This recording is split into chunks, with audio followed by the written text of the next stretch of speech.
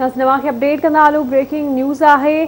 खोड़ा जे ॻोठ भावदीन आराइन जे रहवासियुनि जो 3 औरतुनि ऐं 2 ॿारनि जे मुबैना अगवा ख़िलाफ़ एहतजाज कयो वियो आहे।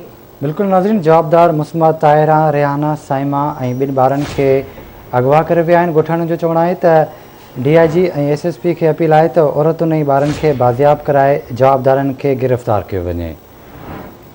अपडेट कयूं पिया। खोड़ा मां ॻोठ भावदीन आराइन जे रहवासियुनि जो 3 औरतुनि ऐं 2 ॿारनि जे मुबैना अगवा ख़िलाफ़ एहतजाज कयो वियो आहे।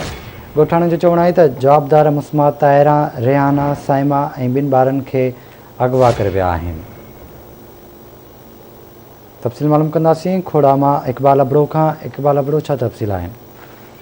जी, खोड़ा जो ॻोठ भावदीन आराइन जे ॻोठाणनि मोहम्मद वारिस, गुलाम सरवरार ऐं यासिर जुनैद ऐं ॿियनि प्रेस क्लब खोड़ा अॻियां सख़्तु एहतजाज मुज़ाहिरो कंदे ॿुधायो त कुझु ॾींहं पहिरियां जवाबदार मोहम्मद यूनिस जो मिसमात मुमताज़ बीबी, मोहम्मद जाफ़र ऐं ॿिया 3 नामालूम जवाबदार मोहम्मद वारिस जे 3 नुंहरनि मिसमात ताहिरा, मिसमात रेहाना ऐं साइमा ज़ाल सलीम खे 2 ॿारनि समेत राति जो घर पतियुनि खे नशो ॾेई करे अगवा करे विया आहिनि ऐं उन सां गॾु उहो हिकु मोटरसाइकिल ऐं 1.5 लख रुपया रोक पिणु खणी विया आहिनि।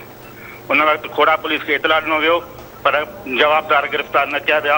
हिन वक़्तु जेको आहे हुननि मुतालबो कयो आहे DIG सखर खां ऐं SSP खैरपुर खां त जवाबदारनि ख़िलाफ़ केस दाख़िल करे खेनि जो अगवा कयल औरतूं ऐं ॿार जेके आहिनि वापसि कराए ॾिना वञनि। जी, महिरबानी अवां जी आगाह करण लाइ।